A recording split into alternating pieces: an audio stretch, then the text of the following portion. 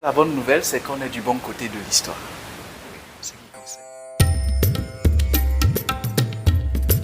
En quoi consiste cette bonne nouvelle? De quelle histoire s'agit-il? Des cartes géantes, des tableaux, des plans stratégiques, des données sur toute l'Afrique de l'Ouest. Nous sommes à Abidjan, au 4e étage d'un immeuble situé à la cité Prestige. C'est là que nous sommes partis rencontrer un passionné de la mission rédemptive de Dieu dans le monde, un missionnaire, un expert en mission interculturelle, un missiologue, un digne fils d'Afrique qui est en train d'écrire de nouvelles pages d'histoire de la mission chrétienne au XXIe siècle. Il s'agit du Camerounais, le docteur Augustin Longa. Dr Longa dirige WAM, West African Missionary Movement. Avec brio, passion, clarté et un sourire contagieux, il nous conduit au cœur de son travail. À côté des verts, on a le jaune. C'est un cas atypique. Quand un peuple a la couleur jaune, c'est des cas dans lesquels le pourcentage de chrétiens excède les 80% quelquefois. Mais tristement, on découvre des situations comme ici où on a moins de 2% d'évangéliques. Donc, là, on dit que le peuple a été mal atteint. Il s'identifie à la foi chrétienne, mais ne vit pas les vertus de la foi. Les gens ont peut-être une carte de baptême, tout ça, mais ils n'ont pas une vie qui glorifie le Seigneur. Dans la dimension évangélique de l'évangile, si je peux me permettre la répétition, est pratiquement nulle. Et c'est les cas les plus difficiles. Cela, il connaît, même s'il ne vit pas. Voilà, le christianisme est culturel. C'est des situations assez difficiles. Parce que là, le persécuteur utilise la Bible pour contrarier l'évangile. Ce qui se passe, c'est qu'on a une présence de l'Église, mais une présence sélective. Dans le sens où l'Église y va dans une vision de récupération des chrétiens déjà existants. Un enseignant qui a été affecté dans une localité non atteinte, un infirmier, et puis maintenant son Église de base choisit de le suivre là où il se trouve. Donc les efforts sont plutôt des efforts de transplantation, mais pas d'implantation. Voilà. Voilà. Quand on transplante, on vient déjà avec le plan. Alors que l'implantation commence par la graine. Donc dans la plupart des cas, on se rend compte qu'il y a vous allez en rencontrer, vous allez trouver parfois 5, 10 dénominations qui se bousculent, des enseignants, des infirmiers, qui eux ne sont pas autochtones. Et généralement les autochtones sont en marche. Donc ces peuples-là nous intéressent aussi. Oui. Ils sont non atteints, engagés, mais généralement le travail de mobilisation, là, c'est que nous allons booster l'Église existante en lui disant, vous n'êtes pas seulement venus chercher vos enseignants et vos infirmiers, parce que c'est les personnes qu'on affecte le mieux dans ces endroits-ci, mais Dieu les a envoyés là pour que vous vous intéressiez aussi aux autochtones. Voilà. Donc, essayez de pousser un peu. Donc ça, c'est la nature du travail que nous faisons dans ce genre de peuple. Maintenant, ce qui nous intéresse véritablement, c'est les points rouges. Voilà, les points rouges, ils sont non atteints et non engagés. Donc, il y en a 33 sur les 107 qui sont rouges. Donc, c'est eux qui occupent la quasi-totalité de notre attention. Oui. 99% de nos efforts, de nos pensées sont orientés vers eux. Des points de toutes couleurs, des peuples non atteints, des localités non atteintes, des vies humaines, des créatures faites à l'image de Dieu qui attendent que les ouvriers du royaume viennent annoncer le message de libération et de salut du Christ. Des centres de gravité et de spiritualité qui peuvent jouer un rôle majeur dans l'histoire de la rédemption des peuples si l'Église arrive à les atteindre. Il y en a 33. Pour le moment, on a un projet 2024-2027 sur lequel on travaille. Et voici un échantillon des peuples dans lesquels nous sommes en activité. Voilà, les Worodougou, ils sont là. Ségela, les voici, les Worodougou. Et on est Bouaké. En fait, c'est le centre de gravité de la spiritualité dans le Sahel global. Ouais. C'est quelque chose qu'on doit accentuer. Si vous êtes dans le Sahel et vous n'êtes pas intéressé par Bouaké, c'est qu'il y a un souci. En fait, la foi, le christianisme, dans pratiquement le Sahel, après, parce que c'est venu du Burkina, le Burkina a fait un grand travail, d'ici, il y a eu une expansion dans le reste. Mais cette tendance à vouloir courir après, le peuple baoulé, c'est l'un des peuples les plus atteints de la Côte d'Ivoire et même du Sahel global. Voilà. Peuple ou localité islamique ou islamisée, des concepts qu'il faut bien comprendre pour être intentionnel et stratégique dans les efforts de mission et d'évangélisation dans un contexte musulman. C'est quoi en réalité la différence?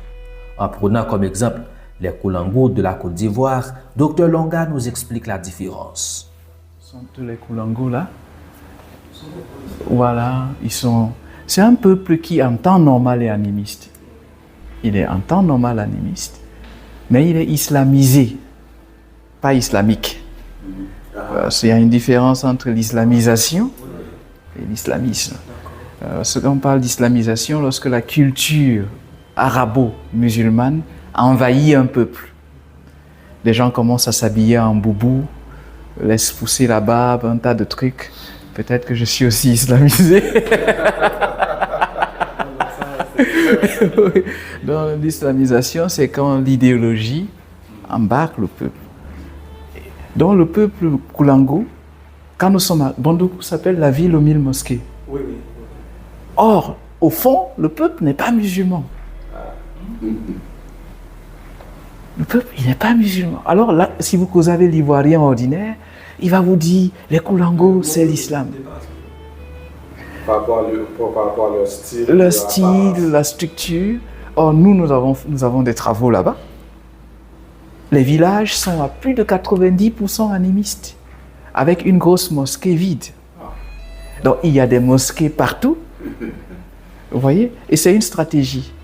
On vient créer un mirage, et comme on sait que le chrétien a l'art de la réfraction, quand il voit 3-4 mosquées quelque part, il se retire. Voilà, donc il crée une ambiance d'islamisation, et c'est maintenant qu'ils sont en train de convertir le peuple. Oui. Donc il y a encore beaucoup de travail à faire, et ça fait du bien d'être là, et on est dans la bataille ensemble. Oui, on est là ensemble, ça avance. Nous avons engagé la traduction de ce que nous appelons les études bibliques de découverte avec eux. Ils ont 10 histoires bibliques déjà disponibles sur toutes celles qui existent dans la Bible. C'est parfait. 10, ça suffit. Ils ont 10. Et on a une série qui va de la création à Christ, c'est 25 histoires. Donc, ils iront faire les 15 autres. Voilà. Et, la semaine prochaine. Et puis, on est en train de former aussi la première vague de leaders autochtones. Voilà. Ce sont eux qui iront faire le travail. Ça fait près d'un an qu'on est avec eux. Il y a une trentaine de villages déjà qui ont des cellules d'études bibliques de découverte. On a une centaine de baptêmes qui ont déjà eu lieu. Ça fait du bien de savoir qu'il y a quelque chose de pionnier là-bas. Donc voilà, c'est un peu ça. Les néos, c'est aussi, ça c'est notre bébé. Hein. C'est le seul peuple non atteint dans toute la côte. Ouais. Vous connaissez les néos? Oui. Sassandra. Voilà ça. Donc ça c'est le seul peuple qui est là. La particularité avec ce genre de peuple, c'est qu'ils ont une portée missionnaire. Celui qui réussit à les gagner, a gagné un jackpot. Parce que si un peuple peut rester non atteint au milieu de tout ça, c'est-à-dire qu'il a un caractère très fort. Donc, nos amis et nous sommes en train de causer avec eux.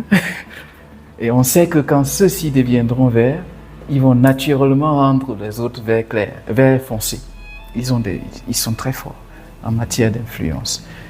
On a une base qui sera installée là-bas le mois prochain. Donc, l'équipe est pratiquement prête déjà. Pourquoi le Sahel? Pourquoi la vision de WAM d'atteindre les non-atteints se limite-t-elle à l'Afrique de l'Ouest? Pourquoi ne pas élargir le champ d'action? S'interrogent les invités du Dr Longa. Alors, il répond en touchant au passage une plaie qui a longtemps rongé l'Église africaine, le syndrome de la dépendance. Oui. En fait, nous avions cru que nous pouvions aller vers le Sahel à partir d'ici, mais l'Église en Afrique centrale a une vision missionnaire un peu plus restreinte.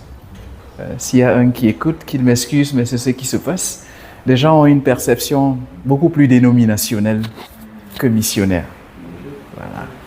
Donc, on a du zèle quand il faut implanter quelque chose qui nous concerne. Mais quand il s'agit d'aller au-delà de nos frontières pour accompagner le corps du Christ de façon globale, c'est des tendances ça traîne beaucoup. Et puis, un large pourcentage des églises qui sont supposées porter l'étendard des missions, voilà, font partie de l'héritage post-colonial. Et ça aussi, c'est un problème. La particularité des églises issues de l'héritage, de l'effort missionnaire post-colonial, souffrent du syndrome de la dépendance. Oui. Alors, il y a cette tendance à toujours avoir les regards fixés vers la mission mère. Or, celui qui reçoit toujours a du mal à donner. Donc, on a une église 60 ans d'âge, 70 ans d'âge, qui continue à se comporter comme un bébé, à qui on doit donner. Et quand vous venez dire à cette église qu'il faille aller au-delà de ses frontières, le budget ne permet pas de le faire. En fait, le budget ne permet jamais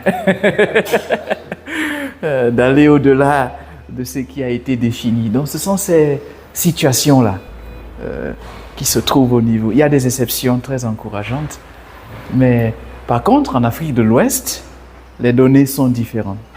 On a le sevrage s'est passé un peu plus vite dans cette zone-ci. Le degré de dépendance est très faible. Voilà.